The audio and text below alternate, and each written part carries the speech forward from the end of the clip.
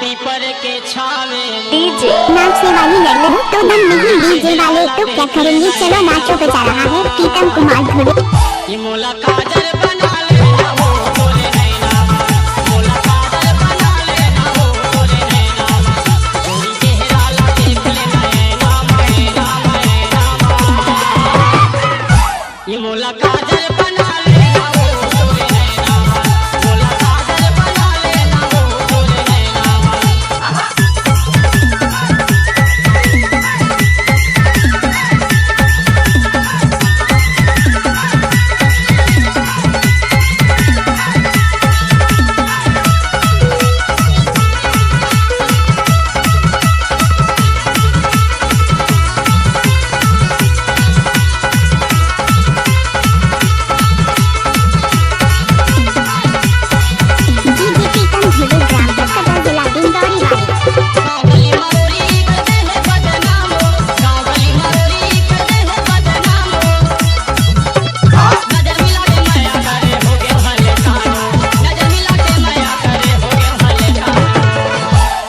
चमकत बिजली जैसे आप लोग सुन रहे हैं मिक्स बाय प्रीतम धुरे।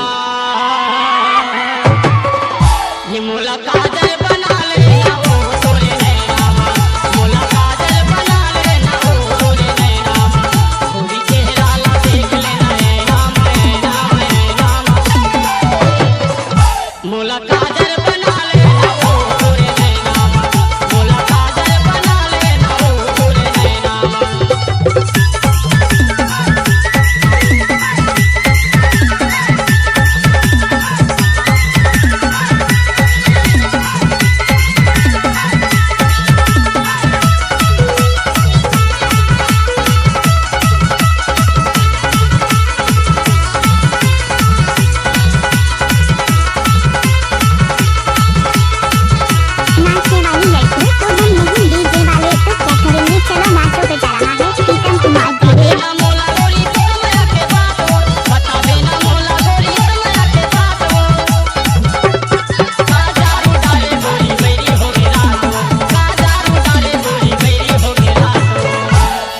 मोला झाम डरे रे मोरे मैना तेरी इसी अदा में तुम मर गए जाने वाली। मोला झाम डरे रे मोरे मैना ये मोला काजल बना लेना हो तोरे नैना मोला काजल बना लेना हो तोरे नैना थोड़ी चेहरा ला देख लेना मैना आप लोग सुन रहे हैं ये मोला मिक्स बाय काजल प्रीतम धुरे। बना लेना हो तोरे नैना मोला काजल बना लेना हो तोरे नैना।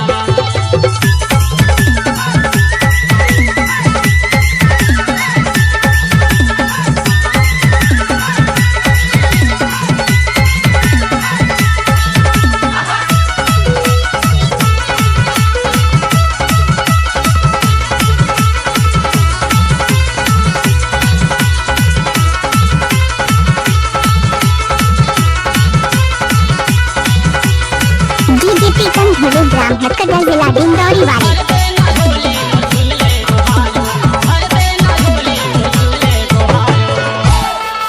डोला लेके जाऊं तोरे अंगना माँ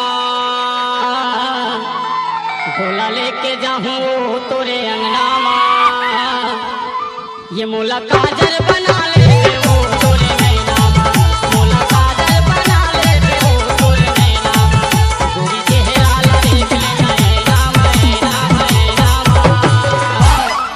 ये मोला काजल बना लेना हो तोरे नैना मोला काजल बना लेना है तोरे नैना मोला काजल बना लेना हो तोरे नैना।